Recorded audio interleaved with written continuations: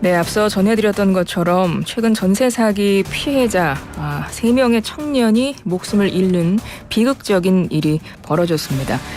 피해자들은 지금이라도 정부가 특단의 조치를 취해야 한다고 호소하고 있는데요. 오늘 이 시간에는 전문가 2분 모시고 이런 전세 사기가 왜 발생하는 건지, 피해 현황은 어느 정도고 방지 대책은 무엇이 있을지 자세한 이야기 나눠보겠습니다. 김인만 부동산 경제연구소 소장, 정재기 부동산 전문 변호사 2분 스튜디오에 모셨습니다. 어서 오세요. 네, 반갑습니다. 안녕하세요. 네. 일단 피해자 문제를 언급하기 전에요. 요즘에 정말 큰 사회 문제로 드러났습니다. 전세 사기에 대해서 먼저 좀 짚어봐야 될 것 같아요. 우선 전세 사기가 어떤 걸 말합니까? 이게 어떻게 이루어지는 건가요? 전세 사기라고 한다면 답은 간단합니다. 전세금을 맡겼는데 집주인한테 돌려받지 못하면 결과적으로는 그게 사기가 되는 건데요.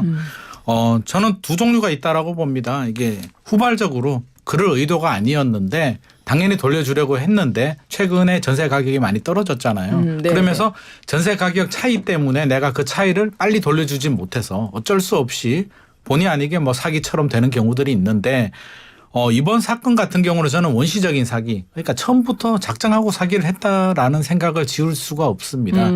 이번에 건축 왕, 저는 왕이라는 표현 자체가 굉장히 거북한데요. 네, 맞습니다. 사기왕이죠. 사기꾼인데 2,700채를 했다는 얘기는 처음부터 문제가 생겼을 때 반환하지 않겠다라는 마음을 저는 가지고 시작을 했다라고 보이고 2,700채를 혼자 할 수는 없거든요. 네. 이게 조직책이 들어갑니다. 그러면 중개 보조원이 될 수도 있고요. 공인 중개사가 될 수도 있는데 계약은 중개사를 통해서 계약을 해야 되기 때문에 우리 피해자들은 중개사를 통해서 계약을 한 거거든요. 그래서 중개사나 중개 보조원들이 가입을 하게 되고요. 또 중간에 바지 사장이 들어가게 됩니다. 그 명의자. 근데 작년에 이제 이슈가 됐던 부분은 이제 바지 사장인데 바지 사장들은 그냥 명의만 빌려준 바지 사장이고요. 또 중간에 브로커도 들어가고 그 위에는 건축왕 같은, 그러니까 건축을 해서 원래대로 하면 건축을 해서 이제 분양을 하고 빠져나가야 되는데 분양이 잘 안 되다 보니까 이렇게 전세를 통해서 수익을 마련을 하는 거죠. 그래서 건축비를 다 마련하고 전세금으로 모든 걸 다 해결하는 구조거든요. 그래서 최근에 분양이 잘 안 되다 보니까 특히 이게 인천이나 서울 강서구 쪽에 많이 발생을 하고 있는데요. 강남 쪽에는 땅값이 너무 비싸요. 네. 그래서 건축을 하기가 어렵습니다. 하고 분양하기가 어려운 구조인데 인천이나 이런 지역들은 땅값 자체도 저렴하고요. 전세를 하기도 굉장히 좋은 구조들. 상대적으로 약간 소득이 좀 차이가 나기 때문에 전세를, 월세 사실 돈 아깝잖아요. 예, 다달이 내야 되니까. 그렇죠. 다달이 내야 된다는 우리 고정관념이 있기 때문에 전세를 선호하게 되는데 최근에 지금 또 사기 사건이 선순위 건저당권이 있음에도 불구하고 조금 가격을 낮게 해준다든지 문제없다. 전세 보증보험을 하면 된다라고 달콤한 유혹에 젊은 친구들이 경험이 없기 때문에 쉽게 넘어가는 구조입니다. 그래서 그런 허점을 잘 파고든 저는 계획적인 사기 사건이라고 생각을 합니다. 그러니까 전세 사기 어쩔 수 없이 의도는 없었지만 집값의 문제 때문에 보증금을 돌려주지 못하는 이런 일로 이제 발생하기도 하나, 이번 지금 문제가 되고 있는 사건들은 아예 처음부터 사기를 칠 걸 마음을 먹고 들어간 조직적인 사기라고 이렇게 판단을 해주셨는데요. 변호사님, 우리 네. 전세 제도 자체가 이렇게 좀 사기가를 치기 좋은 어떤 취약한 구조가 있나요? 그렇죠. 전세라는 게 사실 따지고 보면, 법적으로 따지면 세입자가 집주인한테 무이자로 거액의 돈을 빌려주는 구조입니다. 그러니까 어떻게 보면 사금융 체제이고요. 사실 외국에서 이런 사례가 없는 게 이렇게 후진적인 금융 시스템이 있는 나라가 많이 없습니다. 지금 아까 소장님께서 말씀하셨듯이 이게 지금 제가 경험했던 그리고 상담했던 소송이 진행 중인 사건들을 유형해 보면 일단 신축 빌라에서 사건이 많이 발생합니다. 네. 신축 빌라에서는 시가가 정확하게 안 나옵니다. 그래서 신축 빌라 업자, 건축업자가 감정평가사, 공인중개사, 분양대행사, 그리고 은행의 은행 담당자하고 다 공모를 해서 예컨대 5억짜리 빌라를 10억에 평가하게 한 다음에 그 사람들을 하여금 이제 10억짜리 빌라인데 5억에 전세 들어오면 된다. 이렇게 이제 일단 얘기를 하는 겁니다. 그리고 5억을 대출받든지 아니면 자기 자본을 들여서 들어오는 거죠.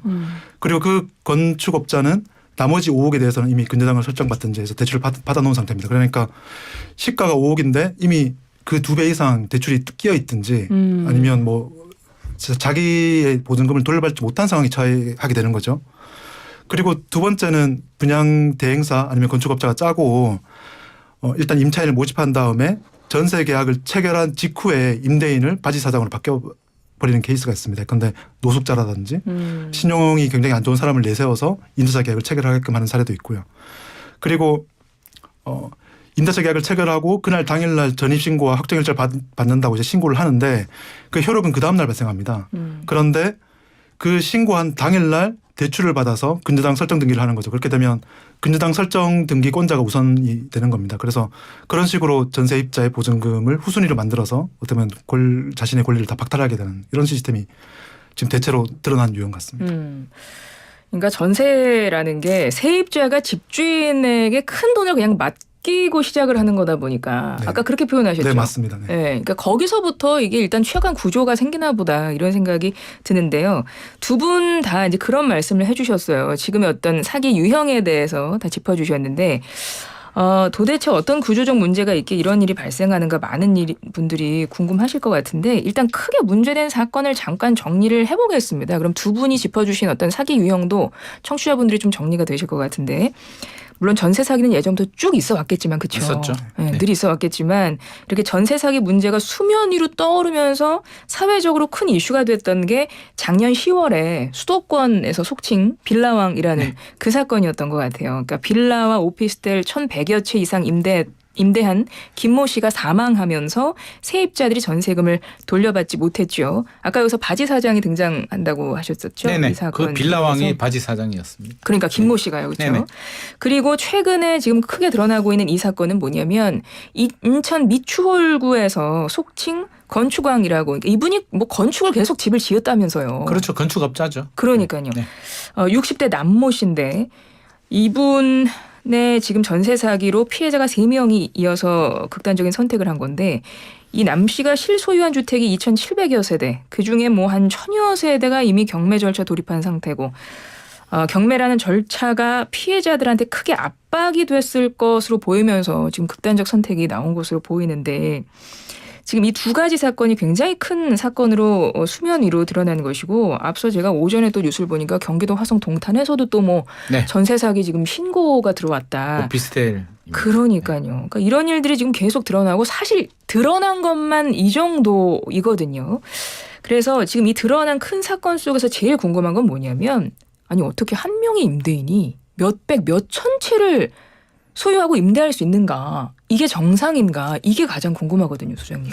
이게 법적으로는 문제가 없죠. 뭐 만채를 가져도 되고요. 대한민국에서 세금 내고 임대사업자 등록하고 하면 되니까 상한 캡은 없습니다. 법적으로 문제가 없으니까 네, 변호사님. 아무런 문제 없습니다. 그래서 하면 되는데 왜 그동안 안 드러났냐면 그동안 전세 가격이 계속 올랐거든요. 전세 가격이 올라가면 이거 사실 사기가 아니거든요. 네네. 시세가 집값이 2억이고요. 사기를 해서 전세를 2억 5천에 맞춥니다. 근데 시간이 지나서 시세가 3억이 되고요. 전세 가격이 2억 8천이 되면 사기가 아닌 거죠. 그래서 지금까지는 계속 올라갔거든요. 예. 그러니까 아마 이 건축왕, 사기왕도 속으로는 그렇게 생각할 것 같습니다. 제 생각에는 이번에 금리가 올라서 전세 가격이 안 떨어졌으면 내가 안 걸렸을 텐데 운이 없어서 내가 이번에 걸렸다라고 아마 생각을 할 것 같습니다. 그런데 만약에 계속 집값이 오른다고 했더라도 처음부터 아예 사기를 마음먹고 들어간 사람들은 그 속에서도 사기치는 거 아니에요? 처음부터 사기를 쳤는데 표시가 안 나는 거죠. 가격이 표시가 올라가 안 버리면 난다고요. 자 시세가 전세 시세가 2억인데 2억 네. 5천 높게 사기를 쳤습니다. 근데 전세 가격이 3억이 되면 오히려 5천만 원이 남는 거죠. 그러면 2억 5천에 높게 들어온 사람도 자기 전세금을 받아갈 수가 있으니까 사기가 안 되는 거죠. 그 사람은 일단 받았으니까 보증금을 그렇죠. 지금까지 이렇게 계속 이어왔던 겁니다. 그러니까 이 사람들은 계속 수익은 내고 있었네요. 그렇죠. 그리고 이게 아마 10년, 20년 전에도 계속 이렇게 돈을 벌어왔었고요. 앞으로도 벌 계획이었는데 이번에 금리가 오르면서 전세 가격이 떨어지면서 수면 위로 올라온 거죠. 아마 제가 지금 상담하고 담당했던 사건 그리고 제가 알고 있는 사건들 중에는 지금 드러난 건 수도권 일부지만 네. 뭐 마산, 부산, 울산 그리고 광주 이런 데서 근데 아파트가 1억인데 전세가가 9,500만 원, 9천만 원 이런 게 되게 많습니다. 그런 아파트를 전체 단지를 뭐 40채, 50채를 싹쓸이해서 사가는 사람도 굉장히 많았고 이게 아마 지금 수면에 드러난 건 일부지만 곧 아마 전국에서 다 문제가 발생할 것으로 예상하고 있습니다. 큰일 났군요. 그러면 지금 뭐 작년 빌라왕 사건이나 지금 문제되고 있는 인천 건축왕 사건이나 이게 어떤 한 개인이 한 게 아니라 어떤 조직적인 계획적인 범죄로 봐야 됩니까, 변호사님? 이게 계획적인 범죄 예컨대 지금 드러난 일부 사건에서는 어떤 돈을 빌려주는 사람도 있고 그리고 뭐 건축업자 그리고 은행업자 중개사 그리고 감정평가사까지 끼어가지고 이 사람들 조직적으로 임차인들을 모집해서 이 사람들의 보증금을 사기치려는 하는 조직도 있었고요. 예. 일부 그 지금 수면 위로 드러나지 않았지만 한 사람이 수백 채를 소유하면서 그 사실상 어떻게 보면 매년마다 임대차 보증금을 조금씩 올리는 방식으로 현금으로를 만드는 사람도 있습니다. 그러니까 그런 개인 식으로. 사기꾼도 있고 조직적인 그렇죠. 사기도 맞습니다. 있고. 네네. 지금 드러난 거는 조직적인 사기꾼들이 지금 드러난 것 같습니다. 지금 드러나고 있는 건 조직적인 사기고요. 네. 이게 참 너무 힘든 것이 아까 이제 제가 오프닝에서 얘기했지만 이번에 인천 같은 경우는 주범 남모 씨가 이 사람의 건축업자인데 이 남모 씨도 이 개인 지금 사기는 아니고 남모 씨 일당이 있나 봐요. 일당이 있죠. 2,700대 정도 할 정도면 절대 혼자서 할 수는 없고요. 그리고 뭐 이제 딸도 가담았다고 해서 그냥 딸이 부녀 사기인가 공인중개사입니다. 네. 부녀 사기인가라고 했는데 그냥 일당이 있군요. 이거. 그 딸도 이제 가담을 한 거고요. 네. 아마 가담이라는 표현 자체가 우리는 가담이라고 하지만 자기들은 좋은 사업이니까 딸한테도 참여를 시키지 않았을까. 딸이 공인중개사입니다. 또 그러니까요. 공인중개사에 종합건설 면허까지도 있기 때문에 딸도 좋은 사업을 같이 공유를 한 거고요. 아마 제가 볼 때는 10명 이상의 공범이 있지 않을까. 이게 뭐 몇 명 가지고 2,700채를 할 정도는 아닙니다. 그래서 근데 문제는 이분만 하면 괜찮은데 변호사님 말씀하신 것처럼 지금 얼마나 많은지 파악조차도 안 되고 있고요. 앞으로도 지금 전세 가격이 만약에 올라가지 않는다면 내려간다면 계속 사기 사건은 발생할 거기 때문에 지금 빠른 대책이 좀 필요할 것 같습니다. 변호사님 지금 작년에 그 빌라왕 사건이랑 이번에 이 미추홀구 사건이랑 뭐 일당, 뭐 주범 지금 뭐 법적으로 뭐 구속되고 뭐 법적인 절차는 되고 있어요? 아니면 못 잡았나요? 지금 제가 알기로는 지금 인천 사건은 일부 그 주범들이 구속된 걸로 알고 있고요. 예. 수사가 진행 중인 걸로 알고 있고요. 다른 사건에서 수사가 진행 중인 걸로 알고 있습니다. 단 사건에서도. 네네. 근데 이게 법적으로 따지면 애매한 측면이 있습니다. 근데 소장님께서 말씀하셨듯이 처음부터 사기를 치고 접근했던 사람들에 대해서는 분명 이렇게 구속도 시키고 처벌을 하겠지만 예컨대 내가 이게 충분히 투자 가치가 있어서 아파트를 계속 늘려간 사람에 대해서는 과연 이 사람 대해서 사기죄를 적용할 수 있을 것인가 법적 논란이 있습니다. 그러니까 그 사람 입장에선 나는 그냥 임대 사업을 한 건데 그렇죠. 내가 운이 나빠서 좀 이렇게 됐다 이렇게 할 수도 있네요. 그렇죠. 왜냐하면 범죄라는 것은 처음에 그 행위를 할 때의 고의가 중요합니다. 그래서 처음에는 내가 투자 사업을 시작했고 이게 아무런 경제적으로 문제가 없었기 때문에 시작했다. 이런 식으로 변명을 아마 할 거고요. 그래서 아마 앞으로 지금 진행 중인 수사라든지 아마 지금 앞으로 수면 위로 드러날 사건에서는 이게 범죄인지 아니면 투자인지 여부가 굉장히 쟁점이 될 것으로 보입니다. 그렇군요. 그러면 이제 인천 미추홀구 전세 사기 피해에 대해서 좀 자세히 이야기를 해볼게요. 올해 들어서 피해자 3명이 연이어 극단적인 선택을 했습니다. 지난 2월에 30대 피해자, 그리고 이달 15일에 20대 피해자, 그리고 그제입니다. 17일에 30대 피해자가 극단적인 선택을 한 건데요. 모두 공통점이 피해자가 젊다는 거예요. 20, 30대입니다. 사회 초년생일 나이거든요. 어떻게 전세 피해에 이렇게 조금 더 취약한 나이가 있나요, 소장님? 나이가 있는 게 아니라 가격 구조가 그렇습니다. 가격 이게 구조가요? 인천이고요. 빌라란 말이에요. 자, 그렇다면 자, 이번에 이제 자살하신 분도 전세금이 5천만 원입니다. 사기당한 금액이. 네. 그러면 그 정도 금액이면 기성세대들 자금력이 되시는 분들은 아파트로 넘어갔고요. 사회 초년생들의 사다리예요. 네. 빌라라는 게 이제 필요한 주거 형태인데 여기를 거쳐서 이제 돈을 더 벌어서 이제 아파트로 올라가는 구조인데 이분들이 타깃이 된 거죠. 하필이면 신축 빌라에 들어갈 만한 분들이 이분들이고요. 또 사회 경험이 없다 보니까 기성세대들은 계약을 여러 번 해보면 좀 체크도 하고요. 또 잘못된 그렇죠. 부분에 대해서 검사를 하는데 이분들 같은 경우는 계약을 안 했기 때문에 중개사들 말만 믿고 그러니까 경험이 없으니까. 공인중개사가 문제 없다. 그렇죠. 보증보험 가입하면 된다라고 하니까 문제 없이 했는데 제 주변에도 이런 분들이 계시거든요. 자기가 사기당한지도 모르는 분들이 또 꽤 많이 있습니다. 지금도 아마 그럴 것 같아요. 이게 2,700채잖아요. 그러니까요. 지금 사기 이제 피해자가 800명 정도로 추산하는데 2,700채를 가지고 있는데 800명이 추산된다면 나머지 1,900명은 사기를 안 당했을까요? 그러니까요. 그건 아니거든요. 그래서 자기가 당한지도 모르는 분들이 많고 사회 초년생들이 아무래도 경험도 부족하고 자금적으로 봤을 때 주 타겟이 된 것 같은데 좀 굉장히 좀 안타깝고요. 저는 이게 골든 타임이 있거든요. 골든 타임이면 어떤 걸 말씀하시는 거예요? 이게 이분들이 지금 한 7개월에서 9개월 정도 됐단 말이에요. 피해를 입은 지. 피해를 입은 지는 이 집에 10월이니까 들어간 거를 7개월 말씀하시는 정도 거예요? 됐죠. 피해를 입은 게 그 기준 시점이 언제인가요? 사기 사건이 드러나면서 자기가 인지한 거. 인지한 게요. 내 전세금을 못 돌려받을 수 있다라는 두려움을 느끼는 게 이제 7개월이 됐는데 7개월 동안 발을 뻗고 잠을 잘 수 있었을까요?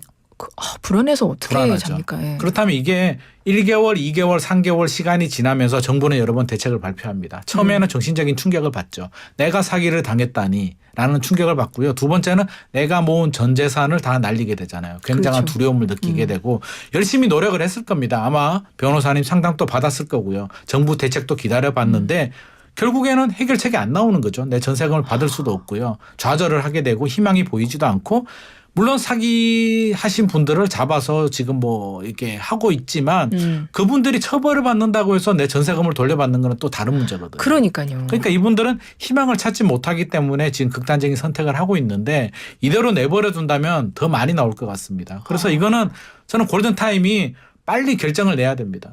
그래서 이걸 시간을 끌어서 지금 나오는 대책만 이렇게 기다리다가는 이분들은 지금 굉장히 정신적으로 공황 상태를 느끼고 있기 때문에 그냥 시간이 기다려주지는 않을 것 같습니다. 그러니까 내가 사기를 당했구나라고 인지한 순간부터 한 7, 8개월이 지나고 나서 지금 이런 극단적인 선택을 한 분들이 나왔다는 이야기인데 그 7, 8개월간을 지금 골든타임이라고 말씀을 해 주신 거예요. 그러니까 그렇죠. 처음에는 아마 이럴 겁니다. 나는 지금 잘못이 없고 보증금 이제 돌려받는 일을 어떻게 도움을 받으면 방법이 있지 않을까. 맞습니다. 도움을 받을 수 있지 않을까. 이런 이제 기대를 하면서 막 노력을 하다가 현실적으로 좀 절망감을 느끼면 이제 이런 선택을 다 할 수밖에 알아봤는데 없는. 답이 안 나오는 거고요. 뭐 그러니까요. 최우선 변제금 제도라는 것도 있는데 거기도 아마 해당이 안 된 것 같습니다. 최소 보증금 금액이 얼마 이상이 되는데 이분 같은 경우는 또 이게 법이 좀 굉장히 좀 어려워요. 이게 처음 건저당 설정한 시점에 네네. 또 적용이 되다 보니까 이분은 이상하게 또 그게 적용이 안 된 거예요. 그래서 최소 2,800만 원 정도 보장을 받을 수 있음에도 불구하고 뭐 법의 잘못이라기보다는 또 이게 뭐가 잘못돼가지고 그것도 안 되니까 모든 희망을 놓지 않았나. 제가 지금 소장님께서 말씀하셨던 내용 중에 네. 지금 최우선 변제금도 있고 뭐 이렇게 말씀하셨는데요. 예컨대 내가 살고 있는 전셋집이 만약에 경매가 시작된다. 예. 그러면 이제 낙찰이 되잖아요. 네네. 낙찰이 되면 자기가 앞에 들어왔을 때는 뭐 예컨대 뭐 근저당권이라든지 이런 게 아무도 없어서 안심하고 들어오는 사람들이 대부분일 겁니다. 그런데 경매 이제 낙찰 시점에서 이제 배당표를 받으면 어떤 게 들어 있냐면 국세가 일단 그 보증보다 우선됩니다. 아까 말씀하셨던 최우선 보증금은 소액이니까 제외하고요. 국세가 우선인데 국세 중에 종합부동산세가 우선입니다. 그러니까 빌라왕 같은 사람은 빌라가 2,700채니까 아마 종합부동산세를 아마 억대 이상 냈을 텐데 그 사람들이 체납을 하고 있었다면 기본적으로 그렇죠. 최우선적으로 번제 대상이 되는 게 그 사람의 세금 체납 부분이군요. 그렇죠. 그래서 종합부동산세를 우선 가져가고 나머지 대금을 찾아가는 구조입니다. 그렇기 때문에 이렇게 빌라를 수천 채 소유하는 다주택자 같은 경우에는 종합부동산세를 체납하게 되면 보증금을 전액 날리게 되는 문제가 발생합니다. 이것부터 먼저 좀 짚어볼게요. 이번에 인천 미추홀구 사건 같은 경우 젊은 청년이 지금 3명이 극단적인 선택을 했는데 그 배경에는 지금 경매라는 절차가 있다라고 지적하는 말들이 많습니다. 그런 기사도 많은데 일단 이게 어떤 과정을 거칩니까? 이 사람들이 내가 낸 돈을 지금 못 받아요. 그러니까 사기를 당했어요. 근데 지금 경매라는 절차로 이어지는 거 아닙니까? 거기서 뭐 최우선 변제 이런 용어도 어려운 용어도 등장을 하기 때문에 그 과정 좀 쉽게 정리를 해 주실 수 있어요. 간단하게 제가 설명드리겠습니다. 그러니까 예컨대 내가 살고 있는 집에 내가 판결을 받아서 경매 신청하든지 아니면 제3자가 경매 신청할 수 있습니다. 그럼 경매가 시작되고 경매가 시작되면 그 세입자 입장에서는 내가 배당 요구를 해서 낙찰 대금에서 내가 가져갈 건지 아니면 계속 살 건지를 또 정하게 됩니다. 일단은 경매가 들어가는 이유는 지금 이 건축왕이 은행에서 대출을 받아서 이 집을 지었기 때문 아닌가요? 맞습니다. 그러니까 은행에서 아마 경매 요구를 했겠죠. 그렇죠. 그러면 그 경매 순위에 따라서 배당이 되게 됩니다. 그렇게 되면 일단은 만약에 국세가 있으면 국세가 먼저 빠지게 됩니다. 국세가 먼저 빠지게 되고 국세보다 만약에 최우선 소액 보증금이 있는데 그건 일단은 제외하고요. 국세가 먼저 빠지게 되고 국세. 그 다음에 나오는 게 이제 그 저당권이라든지 근저당권이라든지 이제 확정일자 받은 임대차의 그 순위에 따라서 이제 배당을 받게 되는데 국세 빠지고 저당권 빠지고 저당권이라는 건 그건 뭐 금융권 쪽 근저당권을 이야기를 말하는 하는 거죠. 네, 금융에서 금융회사 쪽. 네네. 근저당권이 먼저 있으면 근저당권 먼저 배당을 받고 거기서 남은 돈이 있으면 이제 임차인에게 배당을 받는 구조입니다. 그러니까 순서가 이렇게 되는 거예요. 먼저 정부한테 들어갈 돈 먼저 떼주고 그 다음에 은행권에 떼주고 그리고 나서 세입자라는 거죠. 은행이란 말은 은행에서 선순위일 때는 은행이 먼저 떼가는 겁니다. 그러니까 선순위일 때는. 만약 임차인이 선순위면 임차인이 먼저 가져가게 되는 것이죠. 근데 만약에 지금 건축왕 같은 경우에는 보통 건축을 할 때 그 대출을 받게 되는데 네. 보통 이 사건에서 문제되는 경우는 그 담보된 시가 5억짜리를 10억에 평가하게 한 다음에 5억을 대출받습니다. 그런 다음에 임차인이 들어오는 구조죠. 그래서 선순위권자가 먼저 은행이 있는 상태에서 그 임차인이 들어오는 케이스가 지금 이 케이스입니다. 그래서 은행이 먼저 가져가고 그다음 남는 돈이 있으면 임차인이 가져가는 구조인데 이 사건에서는 지금 제가 말씀드렸듯이 시세를 2배로 부풀리는 케이스 않습니까? 그렇게 되면 1억에 지금 만약에 낙찰대금이 1억인데 국세가 3천만 원 가져가고 만약에 대출금이 1억이다. 그럼 남은 7천만 원을 은행이 가져가고 임차인은 전혀 배당받지 못하게 되는 구조가 발생합니다. 임차인한테 돌아갈 돈이 없네요. 없는 것입니다. 그래서 임차인은 물론 자기가 돈을 다 돌려받을 때까지 살 수는 있겠지만 자신의 권리를 이렇게 잃게 되는 문제가 발생하는 것이죠. 그래서 이번에 이 피해자 모임에서 요구했던 게 경매 중단이었었어요. 네. 경매 중단에 뭐 경락자금 대출, 우선 매수권 부여 뭐 이런 대책들을 요구를 했었더라고요. 네. 근데 이제 어제 대통령이 국무회의에서 경매 일정 중단하라고 이제 지시를 이제 어제 한 건데 피해자들이 요구했던 그런 것들이 좀 대안이 될 수 있는 것들인가요? 저는 근본 대안은 좀 되기 어려울 것 같고요. 이게 임시 대책 될 수밖에 없습니다. 이게 경매 중단이 영원히 중단되는 것도 아니고요. 은행한테 잠시 좀 하지 말라는 거거든요.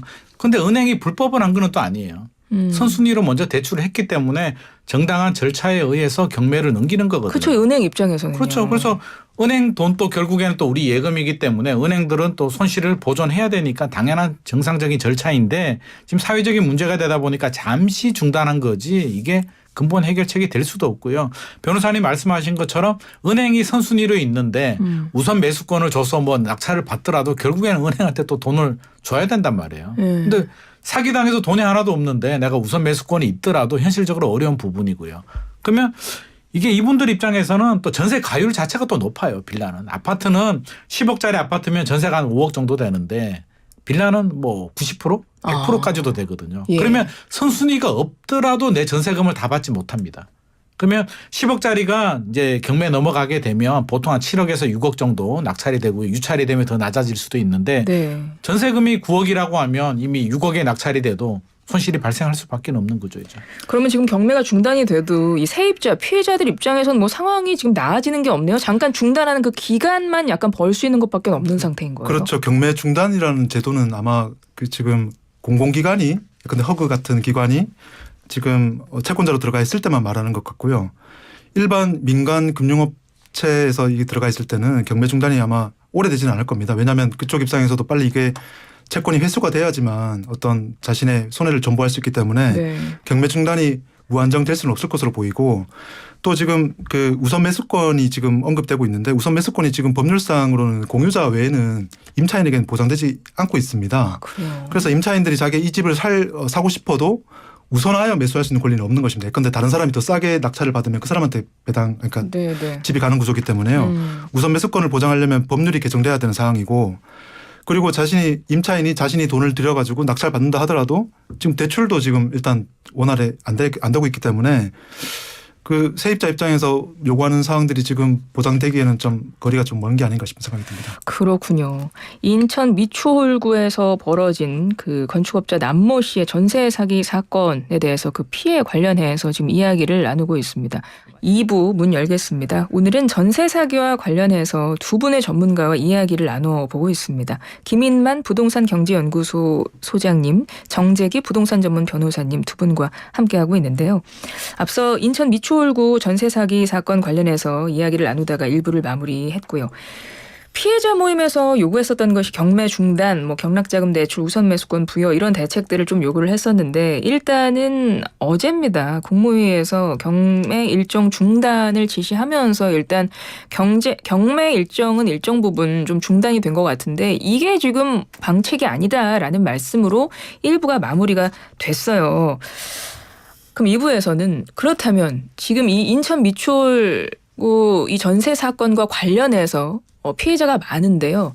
현재 시점에서 그나마 피해를 최소화할 수 있는 두 분이 좀 이렇게 했으면 좋겠다라고 해서 조언해 주실 수 있는 대책들이 있을까요? 먼저 소장님.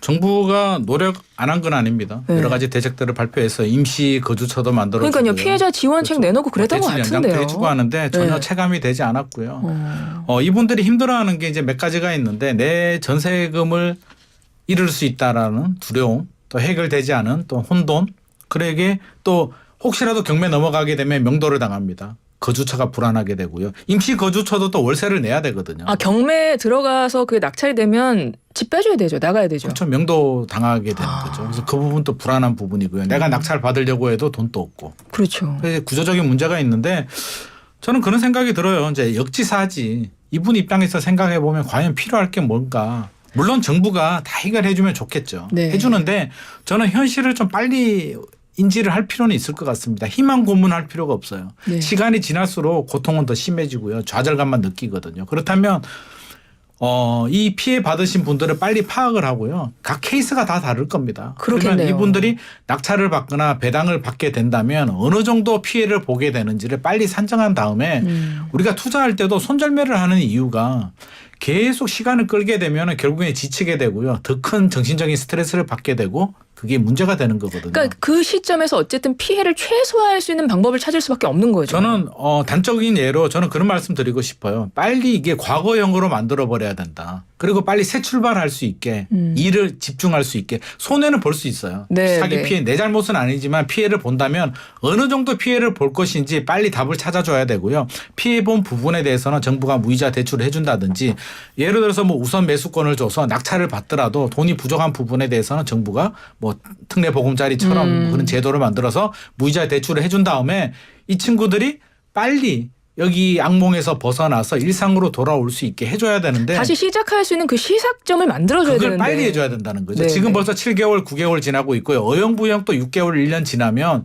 이분들 일상은 완전히 무너져 버리게 되거든요. 네, 네. 우리가 사귀다가 연인끼리 헤어지더라도 헤어지면 마음이 아프죠. 그러면 빨리 일상에 돌아와서 아프더라도 새로운 사람을 만나든지 해야 되는데 뭐 잠수를 탄다든지 헤어진 것도 아니고 이도저도 아니면은 그게 이제 고통이 굉장히 심해지거든요. 네, 그래서 네.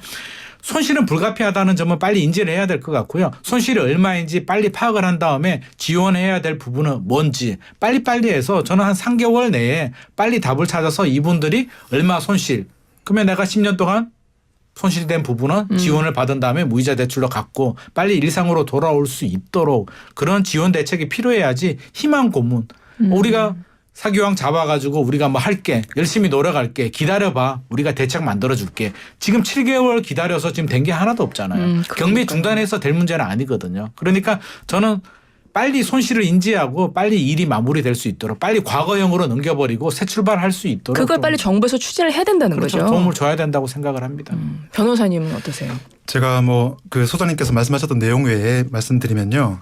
지금 일단 현실적인 즉시 시행할 수 있는 대책이 하나 있습니다. 지금 빌라왕 케이스에서 임차인들이 그 보증보험에 가입했음에도 불구하고 보증금을 지금 못 받고 있잖아요. 네. 그 이유가 제가 알아봤더니 허그에서 지금 그 어떻게 보면 보증 채무자인 그 빌라왕이 사망했기 때문에 상속인을 확정하는 절차가 아직 완료되지 않았다. 그래서 구상권자인 상속인에게 구상권을 행사해야 되는데 상속인들이 누군지 상속 포기를 한 사람도 있기 때문에 확정되지 않았기 때문에 그게 확정되고 지급하겠다 이런 입장으로 알고 있습니다. 근데 제가 사실 이게 납득하기 힘든 게 저희가 소송을 제기하더라도 예컨대 원고에서 피고 소송 제기하면 피고가 만약 사망을 했다. 그러면 저희가 일일이 사실조회 신청을 해서 피고의 상속인이 누구인지 다 특정을 하게 됩니다. 아 직접 찾는군요. 다 찾는 거죠. 그래서 특정을 해서 또 소송을 추가를 했는데 그 사람이 또 상속을 포기를 했다. 그럼 또 그 사람의 후순위 상속인을 찾아서 또 소송을 제기를 합니다. 그래서 지금 허그 측에서 자신의 구상권 행사의 편의를 위해서 이런 식으로 보증금을 지급하지 않는 것은 굉장히 부당하다고 생각되고요. 일단은 보증금을 지급한 이후에 구상권 행사하는 그 소송에서 허그 측에서 직접 특정을 하면 되는 것입니다. 그래서 지금 즉시 지급해야 된다고 생각하고요. 나머지는 저희가 법률적인 사항인데 아까 말씀드렸듯이 우선 매수권, 임차인의 우선 매수권을 법률적으로 보장해주고 네. 그리고 지금 전세입자들이 지금 임대인이 뭐 예컨대 바지 사장으로 바뀐다든지 아니면 갑자기 임대인이 뭐 자기 집을 팔아서 알 수 없는 사람이 자기 집주인이 됐다. 그리고 그 사람이 세금 체납이 많다. 이렇게 되면 그걸 파악할 수 있는 시스템이 현재는 없습니다. 등기부등본 뗀다 하더라도 그 사람이 세금 체납자인지 아닌지 모르고 그러니까 있기 지금 때문에. 세입자 입장에서 내가 이제 어느 집에 전세를 들어갈 거예요. 근데 그 집주인에 대한 정보를 알 수가 없다는 거네요. 지금은 올해 4월 3일부터 집주인의 정보를 뗄 수 있는 법이 시행됐기 때문에 지금은 계약 체결 당시에는 뗄 수 있는데 4월 3일부터요. 그 이후에 만약 임대인이 바뀌었다. 거주하고 있는데 바뀌었을 때 새로 바뀐 임대인의 그런 체납 내역을 확인할 수 있는 법은 없습니다. 그래서 실시간으로 바뀐 임대인의 그런 체납 내역을 확인할 수 있고 실시간으로 바뀌는 임대인에 대해서는 모른다. 모르고 있는 것이죠. 그리고 지금 문제는 그 신축 빌라 같은 경우는 주변의 시세를 알 수가 없습니다. 그래서 그 부동산 원이나 국토정보부에서 그 교통부에서 제공하는 정보도 50세대 이상 아파트, 100세대 이상 다세대 주택입니다. 그래서 신축 빌라, 소규모 신축 빌라는 시세를 알 수가 없습니다. 그래서 정부 측에서 이에 대한 시세 정보를 주변 시세를 판단해서 정확하게 제공할 수 있는 어떤 실시간 시스템이라든지 이런 게 빠른 시일 내에 구축될 필요가 있다고 생각됩니다. 그렇군요. 일단 우리 김인만 소장님께서 짚어주셨던 부분은 정부에서 어쨌든 현실 이 상황을 정확하게 피해자들과 이야기를 나눠서 정확한 현실 인지부터 먼저 시작을 해서 손해부터 파악을 하고 그리고 어느 정도 손해를 볼 것인가 정해서 정부에서는 이 정도까지는 우리가 보완을 해주겠다. 명확하게 맞습니다. 선을 긋고 빨리 일을 추진해야 된다. 골든타임 지나기 전에 이 부분을 짚어주셨고 우리 변호사님께서는 여러 가지 지금 제도적으로 보완해야 될 부분을 짚어주셨어요. 소규모 신축 빌라 같은 경우 시세 정보 실시간으로 알 수 있는 시스템이 있어야 된다. 그리고 세입자 입장에서 임대인에 대해서 실시간으로 임대인이 바뀐다 하더라도 임대인에 대한 정보를 바로바로 알 수 있도록 그것도 지금 돼야 된다는 이야기인데 저 언뜻 듣기에 세입자가 임대인한테 이런 정보를 요구를 하면 요구를 할 수는 있진 않아요?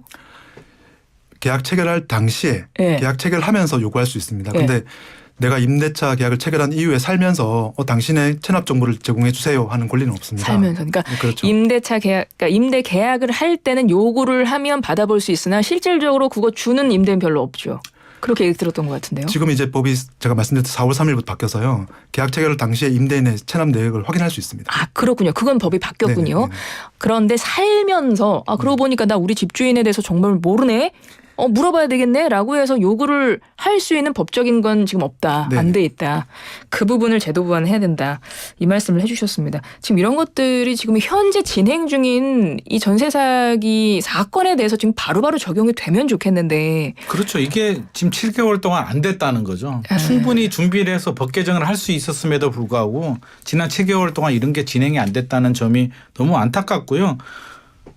그래서 골든타임 이야기하는 건데 이게 빨리 진행이 됐더라도 안타까운 이 죽음은 막지 않았을까 하는 생각이 듭니다. 그러게나 말입니다. 그래서 지금 피해자 모임에서는 뭐 특별법 제정 이런 것도 지금 요구를 하고 있는 것 같더라고요. 뭐 그 내용을 지금 제가 정확하게는 모르겠지만 아마 이제 이런 내용들이 담겨 있을 것 같습니다. 그러니까 피해자 입장에서 최소한 이런 것들은 우리가 필요하겠다라고 느낀 것들을 지금 요구를 하고 있을 것 같은데 그 부분을 좀 자세히 정부에서도 좀 면밀히 봐줬으면 좋겠는데요.